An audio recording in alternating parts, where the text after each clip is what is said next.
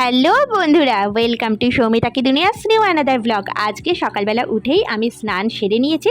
আর তারপরে আজকে না একটু শ্যাম্পু করেছিলাম, কারণ এত পরিমাণে ঘাম হচ্ছে এখন কি বলবো আর। তো জাস্ট চুলটা একটুখানি মুছে নিলাম। আর আজকে তো স্কুলেও যেতে হবে, তাড়াতাড়ি চুলটা না শুকালেই নয়, জানি না কতক্ষণে শুকোবে।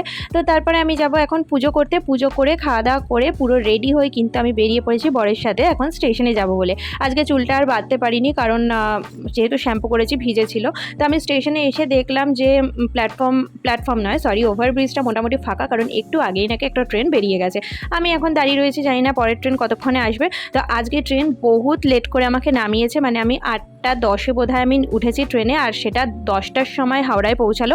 তারপর স্কুলে বেশ কিছু কাজকর্ম করে নিলাম, তারপর এখন বাড়ি ফিরছি। বাড়ি ফেরার সময়ও প্রচুর বৃষ্টি হচ্ছে, দেখো যখন গেছি স্কুলে তখনও বৃষ্টি হচ্ছিল। আর ওই যে দূরে দেখা যাচ্ছে ওটা কি বলো তো, ওটা হচ্ছে তরুণ সংঘের প্যান্ডেল। দমদম পার্ক তরুণ সংঘ তো বিখ্যাত পুজো হয়, তোমরা সবাই জানো। তো এই এখন আমি বাড়ি ফিরছি, আর তারপরে মার কাছ থেকে গিয়ে চেঞ্জ করে এখন আমি বেরিয়ে পড়েছি আবার শ্বশুরবাড়ি আসবো বলে।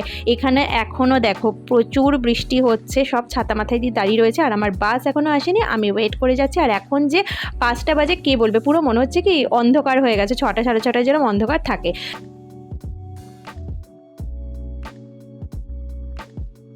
তারপরে আমি ট্রেনে করে চলে এসেছি, আর আজকে কিন্তু আমি আন্দুলেই নেমেছিলাম।